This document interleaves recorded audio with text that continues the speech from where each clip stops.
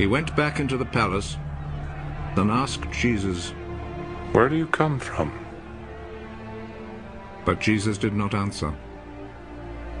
"You will not speak to me?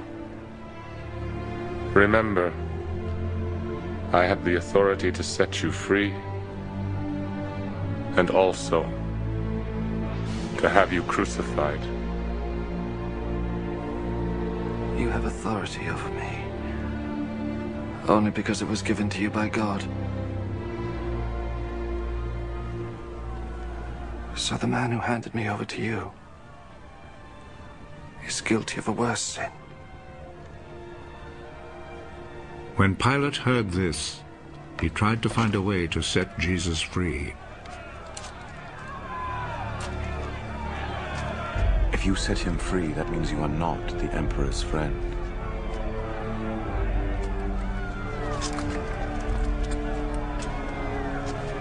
Anyone who claims to be a king is a rebel against the Emperor.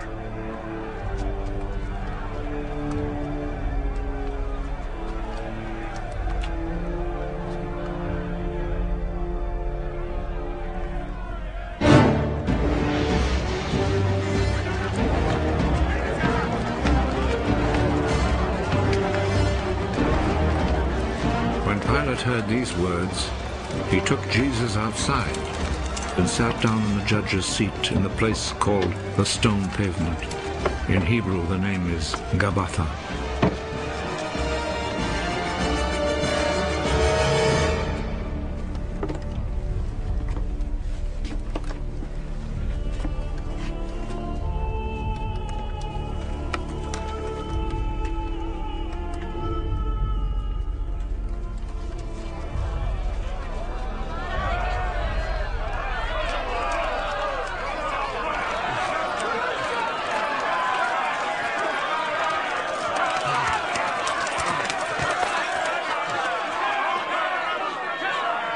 It was then almost noon of the day before the Passover.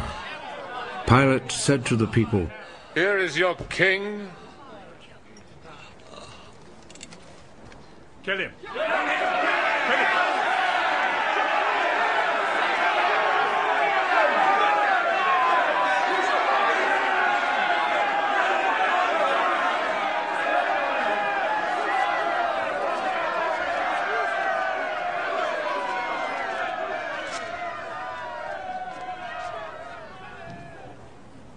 Do you want me to crucify your king?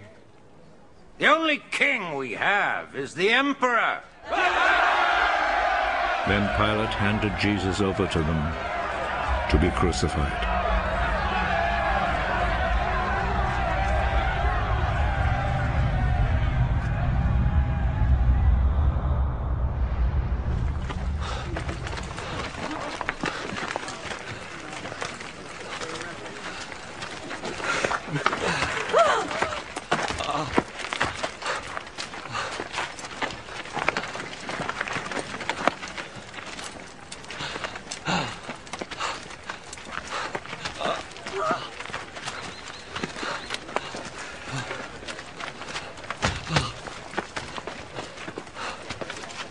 So they took charge of Jesus. He went out, carrying his cross, and came to the place of the skull, as it is called. In Hebrew it is called Golgotha.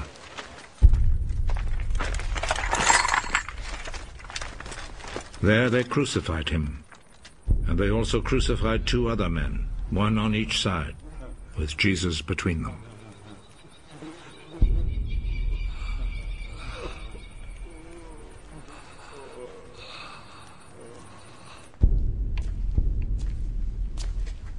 Pilate wrote a notice and had it put on the cross.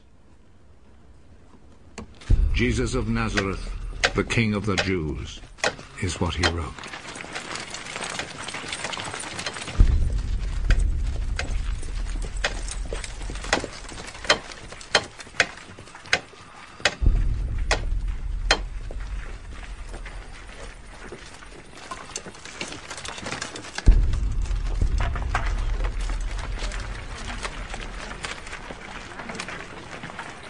Many people read it because the place where Jesus was crucified was not far from the city. The notice was written in Hebrew, Latin, and Greek. The chief priest said to Pilate, "Do not write the King of the Jews, but rather..." This man said, "I am the king of the Jews." What I have written stays written.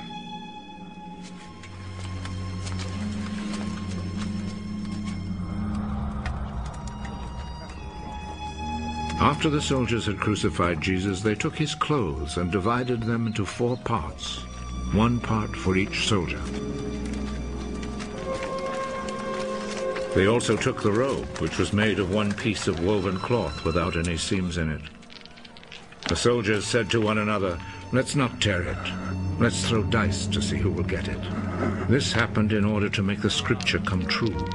They divided my clothes among themselves and gambled for my robe. And this is what the soldiers did. Standing close to Jesus' cross were his mother's sister, Mary, the wife of Clopas, and Mary Magdalene.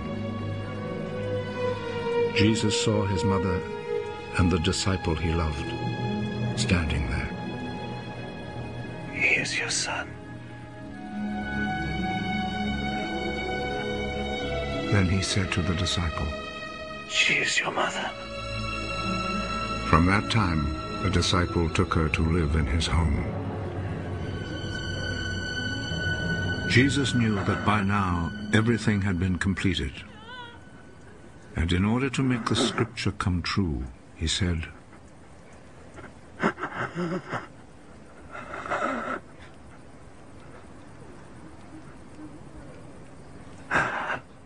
I am thirsty. A bowl was there, full of cheap wine.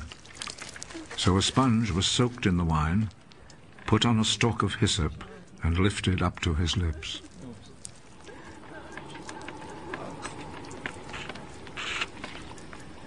Jesus drank the wine.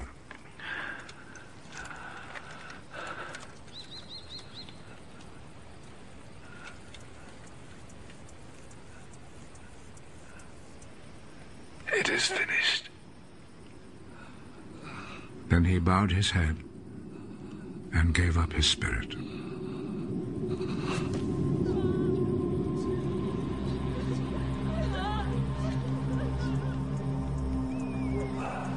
Then the Jewish authorities asked Pilate to allow them to break the legs of the men who had been crucified and to take the bodies down from the crosses. They requested this because it was Friday, and they did not want the bodies to stay on the crosses on the Sabbath, since the coming Sabbath was especially holy. So the soldiers went and broke the legs of the first man, and then of the other man, who had been crucified with Jesus. But when they came to Jesus, they saw that he was already dead, so they did not break his legs. One of the soldiers, however, plunged his spear into Jesus' side.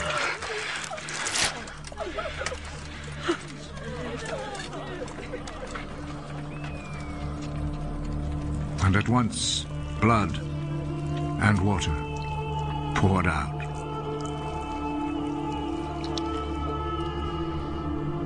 The one who saw this happen has spoken of it, so that you may also believe. What he said is true, and he knows that he speaks the truth. This was done to make the scripture come true. Not one of his bones will be broken. And there is another scripture that says, people will look at him whom they pierced.